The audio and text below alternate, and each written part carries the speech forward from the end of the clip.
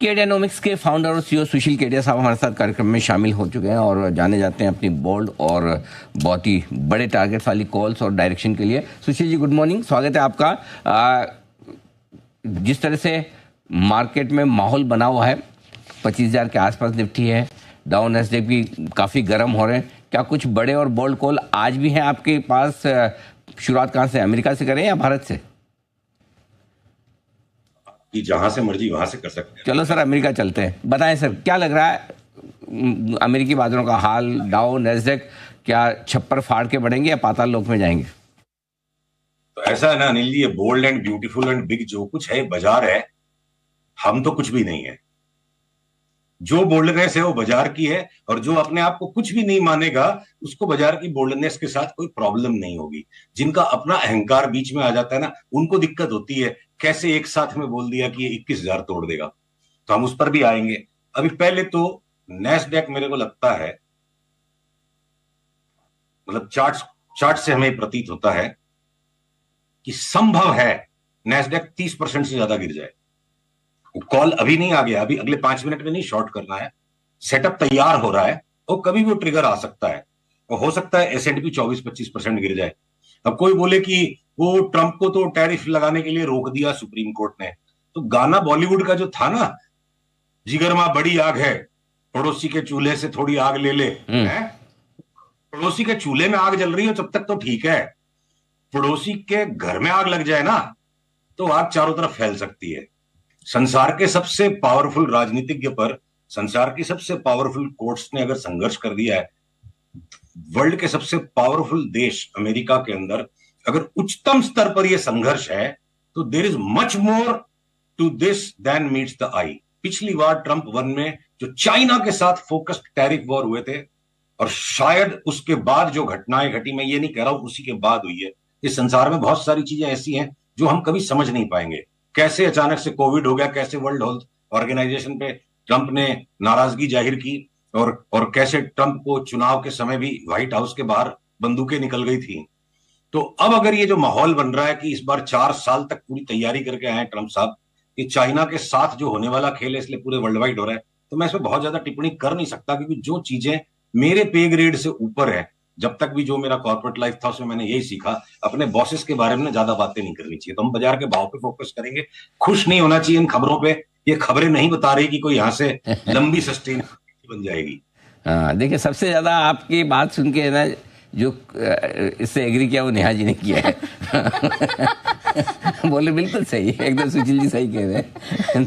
आइए, अच्छा, तो आपको बॉस यानी कि अमेरिका लग रहा है कमजोर, और अमेरिका अगर इतना गिरेगा तो फिर क्या हमें भी बहुत गिरना पड़ेगा? हमारे टारगेट क्या है फिर निफ्टी, बैंक निफ्टी वगैरह के? अमेरिका के इस फॉल में मेरे को लग रहा है कि उसके बाद जो डैक्स है, फुटसी है, निकी है और ताइवानीज इंडेक्स है, ये सारे के सारे उतने गिरते नहीं लग रहे हैं। मतलब America will be an extreme case, तो शायद खबरें अमेरिका से उठेंगी, क्या बवाल वहां मचता है। और हमारे मार्केट्स में जो आपने लास्ट टाइम जोर दिया, और मैं फिर भी बोला कि थोड़ा कंजर्वेटिव रहते हैं, आपने 2 बार 3 बार टोका मुझे 20,000 से 21,000 के बीच में, और मैं कंजर्वेटिवली बोला नहीं 21 से 22। अब मैं आपके साथ सहमत हूं, अगला टारगेट संभवतः 20,300 तक, 20,500 तक भी निफ्टी चली जाएगी तो बड़ी बात नहीं है, और 46,000 की बैंक निफ्टी आ जाए तो भी कोई बड़ी बात नहीं होगी। और इसका मतलब ये नहीं अगले 5 मिनट में कोई बेच दे। 45,500 की अगर बैंक निफ्टी आ सकती है और निफ्टी अगर 20,500 तक भी आ सकती है, इसके पहले हो सकता है सेल ऑफ शुरू हो, 25,500 तक निफ्टी को बर्दाश्त करना पड़ सकता है, इम्पॉसिबल नहीं है। तो आप ये कह रहे हैं कि 20% भारतीय बाजार यहाँ से गिर सकते हैं। 20,000 के आसपास की निफ्टी मतलब 20% हो गया, 45,000 के आसपास की बैंक निफ्टी मतलब 20% हो गया। तो 20% जैसी बड़ी गिरावट हो तो उसके कुछ ना कुछ बड़े लॉजिक कारण और सपोर्टिंग ऐसे कुछ ना कुछ तो आपके पास बड़े वो रीजन होंगे, कन्विक्शन होगा कि इतना क्यों गिर सकता है। देखिए, जब तेजी और मंदी निकल पड़ती है ना घर से बाहर, तो वो अपने कारण बनाते चलती है। फिर लॉजिक आ जाएगा, अमेरिका गिर रहा है, जियो पॉलिटिकल इवेंट आ गया, मार्जिन सेलिंग आ गई, रीजंस बनते चले जाएंगे। जब 21,000 का जो बॉटम बन रहा था, और उस टाइम आपकी मेरी जब बात हो रही थी कि 30,000 तक ये निफ्टी जा सकती है, तो आप फिर हंसोगे कि अलीबाग खराब जगह है क्या। रोड चलते मेरे को लोग ऐसे देखते थे, भाई तू अलीबाग से आया है क्या? तो भाई 21,000 से 25,000 आया तो कारण मिले क्या? अब यहां पे अगर कोई कारण, हमेशा मन ढूंढता है। देखिए, ये जो बुद्धि और भावना की जो लड़ाई है हमेशा, चाहे वो मोहब्बत हो, चाहे जंग हो, या स्टॉक मार्केट हो, यहाँ लगातार बुद्धि और भावना की लड़ाई होती है और लास्ट में बुद्धि हारती है भावना से। तो पहले बुद्धि को साइड में कर दो, बहुत ज्यादा कारणों को मत ढूंढिए, भाव से बड़ा कोई कारण नहीं है, अपने आप कारण मिलते चले जाएंगे। ये सच्चाई है। और सोशली कंपैटिबल बात, पॉलिटिकली करेक्ट बात, इंटेलिजेंट साउंडिंग बात ये है कि आप 25 कारणों की लिस्ट बना के दे दो। तो सबसे बड़ा कारण ये पॉलिटिकल मार्केट मेल्टडाउन का सबसे बड़ा फियर है, ट्रिगर उसके बाजार अपने आप ढूंढ लेगा। ओके, तो एक जो पहले आपने कहा था कि 30,000 तक भी निफ्टी जा सकती है, तो उस कॉल को अब कैंसिल माना जाए? बिल्कुल नहीं जी। हेलो, हाँ, 30,000 की यात्रा में जो 25,000 का भाव अभी आया निफ्टी का, उसमें बहुत सारे स्टॉक्स जो 30,000 की यात्रा की तरफ निकल चुके हैं, वो अगली बार ये 20,000 के फॉल में वो स्टॉक वहां पे आपको नए लो पे नहीं मिलेंगे। आप सोचोगे कि मैं बीएफएल को या एलटीआईएम को या एलटीएस को कोई सिग्निफिकेंट नीचे नए भाव में ले लूंगा, बिल्कुल नहीं। 5% भी नीचे मिल गए तो कमाल हो जाएगा। तो ऐसे बहुत सारे स्टॉक्स है जो घटने को तैयार नहीं है, लंबी चौड़ी लिस्ट है। आदित्य बिरला ग्रुप के स्टॉक्स जो होना था उनका करेक्शन मान लो। स्टॉक तो ठीक है, मैं समझ गया। स्टॉक में तो कई बार इंडेक्स के मुकाबले में तेजी ज्यादा भी हो जाती है, गिरते तो तेजी मंदी ज्यादा भी हो जाती है। लेकिन क्या इंडेक्स में है अभी भी आपको लगता है कि 20,000 होने के पहले निफ्टी 30,000 हो सकता है? नहीं, एक बार निफ्टी को तो एक बार नए लो की तरफ जाना है, पर कुछ स्टॉक्स ने जो सूचक दे दिया कि 30,000 वाली चाल कुछ स्टॉक्स में जो स्टार्ट हो गई है, उससे एक और कन्विक्शन जनरेट होता है कि एक इंटरिम रिविजन है कि 30,000 की चाल है निफ्टी में, पर एक बार फिलहाल ये वापस एक नया लो छापे और उसके बाद 30 क्या 32,000 भी जाएगी। तो एक बार फॉल आ सकता है, उसके बाद बड़े टारगेट बनेंगे। अच्छा, अब आइए सर, कहाँ आपको लगता है कि मंदी की लीडरशिप रहेगी? गिरने में सबसे आगे कौन रहेगा और सबसे ज्यादा निफ्टी बैंक निफ्टी को कौन गिराएगा? अनिल जी, जैसा कि हमेशा होता है स्टॉक मार्केट में, कोई इस बार अपवाद हो जाएगा ऐसा नहीं। बात खाली अलग तरीके से करेगा बाजार, करेगा बात वही। जो लार्जेस्ट कैप स्टॉक्स होते हैं, जिनमें कंप्लीट इतनी रिसर्च हो चुकी होती है, इतना पार्टिसिपेशन हो चुका होता है कि वो सिर्फ बाजार की टोन और बाजार का मोमेंटम और बाजार का सेंटीमेंट सेट करते हैं। असली बड़ी कमाई कोई छोटे स्टॉक्स में होती है। तो जब मार्केट का टॉप आता है, लार्ज कैप स्टॉक्स बढ़ते रहते हैं और साइड का पार्टिसिपेशन गायब हो जाता है। और अपनी पिछली बार भी एक हिंट में ये बात हुई थी। तो अगर फाइनल बॉटम आना है, ये before the resumption of mother of all bull markets, ये एक फाइनल करेक्शन आना है, ट्रेन को बहुत जोर भागने के पहले एक आखिरी झटका देने के लिए ट्रेन गिरेगी। तो जो मार्केट लीडिंग स्टॉक्स हैं, अडानी के दोनों स्टॉक्स, अडानी इंटरप्राइज और अडानी पोर्ट्स, हमारी पोटेंशियल शॉर्ट सेल लिस्ट में। अडानी पोर्ट्स में तो शॉर्ट बन चुका है, पर वहीं एनडीटीवी को हम 100 शेयर ना बेचें और हम अडानी के जो बाकी के छोटे वाले स्टॉक्स है, अडानी एनर्जी सॉल्यूशंस और जो अडानी पावर, इन स्टॉक्स को हम नहीं बेचेंगे, उनको पुल बैक में लेंगे। अब आप आ जाओ एचडीएफसी ग्रुप में, HDFC bank, HDFC life, HDFC AMC, तीनों फॉल है, तीनों 20-25% गिर सकते हैं, कोई बड़ी बात नहीं है। आप आ जाओ रिलायंस में और रिलायंस जियो में, क्या पता रिलायंस जियो अपना पुराना बॉटम टच करे नहीं करे, तो काफी नीचे से ऊपर चल चुका है। 20-22-25% गिरने में कोई बड़ी बात नहीं है, देखेंगे अगर उसका रिवर्सल बनता है तो। रिलायंस इंडस्ट्रीज लिमिटेड, जिसने एक्स्ट्रा ऑर्डिनरी परफॉर्मेंस किया और हमने ठीक नीचे के भाव में तेजी पकड़ी थी, अब वो 100 रुपया ऊपर बॉटम बनाएगा पिछले भाव से, या पिछले भाव को टच करेगा, वो जब आएगी बात तब देखेंगे। तो एफएमसीजी के देखो, लिस्ट छोटी है, जो स्टॉक्स नीचे तक ज्यादा नहीं गिरेंगे। एफएमसीजी के स्टॉक्स में टाटा कंज्यूमर और टाइटन, इन टाइटन को हम शॉर्ट कर रहे हैं। टाटा कंज्यूमर हो सकता है 200-250 रुपए का पुल बैक दे दे, बाकी किसी भी एफएमसीजी स्टॉक में हमने अपने निवेशकों को बेचने की सलाह नहीं दी, यही कहा है कि नीचे घटेगा तो और लेना है, चाहे वो गोदरेज कंज्यूमर हो, चाहे हिंदुस्तान लीवर हो, चाहे नेस्ले हो, चाहे ब्रिटानिया हो, चाहे वो एशियन पेंट्स हो। ठीक बात। अब आप आ जाओ आईटी के स्टॉक्स में। सिर्फ एक कोफोर्ज हमारे पास है जो आईटी के स्टॉक्स में हुआ, तो हम उसको शॉर्ट करेंगे। बाकी हर एक आईटी को स्टॉक में 5%, 8%, 10%, 12% घटते वापस लेना है। तो आईटी, एफएमसीजी जो दो सेफ हेवेंस है, चारों तरफ क्राइसिस के माहौल में यहां सेफ्टी बन जाएगी। इररिस्पेक्टिव, नैस्डैक गिरेगा भी तो इंडियन आईटी स्टॉक्स का नैस्डैक से खास कुछ लेना देना नहीं है। तो ये दो हो गए। सबसे ज्यादा खूंखार मंदी हम करेंगे स्टील के स्टॉक्स में।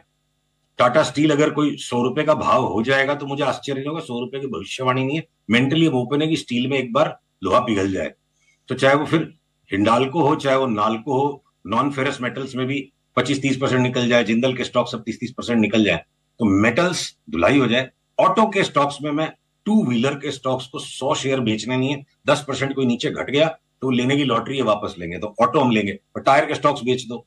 आप सीमेंट के स्टॉक्स बेच दो। तो जो मार्केट विजिबिलिटी, हाईएस्ट विजिबिलिटी के स्टॉक्स से रिलायंस, अडानी, टाटा ग्रुप, आप इनको बेच लो, है, आदित्य बिरला को मत बेचो, और स्टील के स्टॉक्स को बेच लो, सीमेंट को बेच लो, थोड़े बहुत ऑटो से कनेक्टेड एंसिलरीज को बेच लो, पर अशोक लेलैंड बेच लो ज्यादा से ज्यादा, टाटा मोटर्स को शॉर्ट करने के अंदर में तकलीफ हो सकती है। तो सिलेक्टिव है बाजार, और इंडेक्स नीचे जाएगी तो सारे लार्ज कैप स्टॉक्स चले जाएंगे, ऐसा नहीं। सुशील जी, चूंकि आपने बड़े बड़े लेवल दिए हैं निफ्टी, बैंक निफ्टी के नीचे की तरफ, दो चीज़ पूछना चाहता हूँ। आपने कहा भी कि हो सकता है एक बार थोड़ा बढ़ भी जाए, ऐसा ही नहीं है कि अभी का अभी आज का आज सब कुछ बेच दो। तो सेल सिग्नल कब आएगा? किन लेवल के टूटने पर आप कॉन्फिडेंट हो जाएंगे हाँ निफ्टी और बैंक निफ्टी इस लेवल के नीचे गया, अब मैं दम लगाकर, जोर लगाकर पूरा बेचूंगा? दूसरा सवाल इसी से जुड़ा हुआ वो ये कि किन लेवल्स के ऊपर अगर आपकी धारणा के विपरीत अगर बाजार बढ़ जाए, निफ्टी और बैंक निफ्टी कुछ पर्टिकुलर लेवल को पार करके ऊपर निकल जाए, तो आप कहेंगे भाई मेरा 20,000 का जो टारगेट था वो मैं कैंसिल करता हूं? तो अनिल जी क्या है ना, आप इसको अदरवाइज नहीं लेंगे, मतलब रिस्पेक्टफुली कह रहा हूं, ये नहीं कहना चाह रहा हूं कि आपकी एज हो गई, जैसे वो शाहरुख खान को बहुत छेड़ रहा था कपिल शर्मा कि सर आप खेल रहे हो 30 साल से। तो आप एक वरिष्ठ वित्तीय पत्रकार हैं, आपकी बात को गहराई से लेना, गहराई से सुनना और उसका उचित जवाब देना सबके हित में है। इसलिए मैं इस बात को स्पष्ट करके आपके स्पष्ट प्रश्न को उत्तर दूंगा, वरना आपने तो क्या है ना कि हमारी शर्ट खुलवा ली, सारी बात पूछ लोगे आप, कुछ बचेगा ही नहीं इसके बाद। तो नीचे के ऊपर ले लिए आपने, तो मैंने कुछ बात नहीं, क्या होता है, मैं सुशील जी आपको ऑनेस्टली बताऊं, इसलिए कि आपके जो भी कॉल्स होते हैं वो बोल्ड होते हैं, एकदम एक तरफा होते हैं, बड़े होते हैं। क्या है, किसी को पसंद आते हैं, किसी को बिल्कुल नहीं। आपके केस में कैसा है, लव मी और hate me, can't ignore me, right?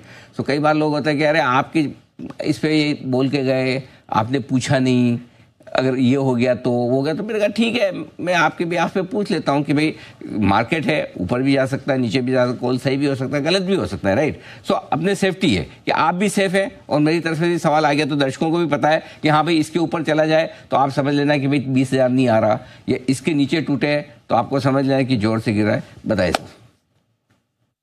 PCR से अनुरोध है, हाथ कंगन को आरसी क्या, पढ़े लिखे को फारसी क्या। अब चार्ट दिखाओ, बात करेंगे चार्ट से, हम डायनामिक लेवल देंगे आपको। डायनामिक बाजार है, डायनामिक लेवल लीजिए। आगे चार्ट स्क्रीन पर, जी जी आगे सर। देखिए जो निफ्टी फ्यूचर्स की जो डेली चार्ट है, इसके अंदर नीचे की ये जो लाल लाइन है, ये अपना सेल ट्रिगर पॉइंट है। आपकी मेरी बात होते होते इस लाल लाइन के नीचे सरक गई है बैंक निफ्टी, तो और हो सकता है वापस जुड़ जाए। तो गिव अप करेंगे जब ऊपर वाली लाल लाइन के ऊपर चला जाए। आज की तारीख में 25,470 है वो, और जब तक ये भाव अगर आ गए तो क्या पता 25,600-700 भी हो जाएगी। तो वो डायनेमिक तरीके से ट्रेडिंग करनी है। इमीडिएटली कोई ने शॉर्ट सेलिंग कर दी है, लोअर लाइन आपका इंटरव्यू मेरा खत्म होते के साथ टूट गया और कोई ने बेचा, तो आप 24, आप इसको 25,050 का लेवल पकड़ो जो एक्चुअल स्टॉप लॉस है। 1% के स्टॉप लॉस के बिना 20% की कमाई नहीं हो सकती। और इसी तर्ज पे मैं साथ में बैंक निफ्टी की चार्ट दिखाऊं, इसका हो गया ब्रेक डाउन, बैंक निफ्टी का ब्रेक डाउन हो गया। एक्चुअली आप देखोगे बैंक निफ्टी आज 1.25 महीना हो गया अपने हाईएस्ट भाव को क्रॉस नहीं कर पाई, 1.25 महीने से गोल गोल जलेबी की तरह घूम रही है। सबसे बड़ा फॉल तो इसी में आएगा प्राइवेट सेक्टर बैंक्स में है। बैंक निफ्टी के अंदर में मैं 56,100 को आप स्टॉप लॉस पकड़ लो। अब 900 पॉइंट ऊपर हो गया, वो 0.2%।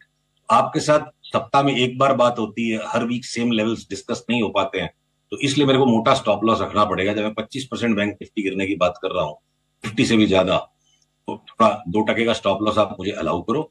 और जो लोगों को डे ट्रेडिंग करनी है, 55,760 से नीचे का स्टॉप लॉस रखोगे तो घातक हो जाएगा। सौदा छोटा कीजिए और लंबी चाल को पकड़ने की कोशिश कीजिए। ओके नहीं, परफेक्ट है सर। 1% 2% क्या है, अगर 20% का फॉल लगता है तो स्टॉप लॉस उससे बड़ा भी हो सकता है, उसमें कोई डाउट ही नहीं है। तो 25,050 के ऊपर अगर निफ्टी बंद हो और 56,100 के ऊपर बैंक निफ्टी बंद हो, तो फिर आप अपने ये जो कॉल बता रहे हैं कि जैसे आपकी भाई 20% का फॉल आ सकता है, उसमें आप पोजीशन को रिवर्स कर लें, या ये मान लें कि उसके बाद नया जब भी जो भी कॉल आएगा। और नीचे में किस लेवल के नीचे बड़ी सेल ट्रिगर होगी सर, वो लेवल में नोट करना रहेगा, किस लेवल के नीचे बड़ी सेल ट्रिगर होगी? हम उसके बिल्कुल करीब ही है, जो लोअर लाइन से बैंक निफ्टी ने तो कर ही दिया है, और निफ्टी करीब करीब उसी पॉइंट पर। अनिल जी एक बात इसमें जल्दी से जोड़ना चाहूंगा, देखिए एक चार्ट का स्टॉप लॉस है जो एनालिटिकल पॉइंट की यहां से एनालिसिस को रिवाइज करने की जरूरत है। वो तो बहुत रेयर ही कहीं सबका सौदा उस पर होता है, और हर आदमी के सौदे की साइज अलग अलग है। अपनी साइज के अनुसार सबको अपना अपना स्टॉप लॉस चुनना होगा। हमेशा दूसरे का स्टॉप लॉस ढूंढ लें, और जो अगर स्टॉप लॉस आपको नहीं बताना चाह रहा है तो उसको विचित्र दृष्टि से देखना नादानी का सूचक है। नादान आदमी हर वक्त दूसरे को जलील करता है कि तुम्हारा स्टॉप लॉस नहीं बता रहे, तुम्हारी फोरकास्ट बेकार है। उसे सट्टा ही नहीं मालूम है कैसे होता है। अपनी साइज के अनुसार स्टॉप लॉस चुना जाता है। अपने शरीर की साइज के अनुसार आप अपने कुर्ते का साइज चुनोगे। जितना बड़ा सौदा उस हिसाब से स्टॉप लॉस चुनना चाहिए। हाँ, ठीक बात है। आपकी रिस्क लेने की ताकत कितनी है वो आप ही तय कर सकते हैं, कोई और नहीं कर सकता। तो जो भी आप एडवाइस केडिया साहब दे रहे हैं उसे उस हिसाब से आप फॉलो करें, ध्यान में रखें। केडिया साहब बहुत बहुत धन्यवाद आपका समय देने के लिए, विस्तार से पूरा डायरेक्शन देने के लिए। तो बड़ी और बोल्ड कॉल आज केडिया साहब की तरफ से आती दिख रही है। छोटा सा स्टॉप लॉस 1 से 2% का निफ्टी और बैंक निफ्टी में, और बड़ी गिरावट की आशंका उन्हें दिखती। लेट्स सी क्या कुछ होता है बाजार में आगे। छोटे से ब्रेक का वक्त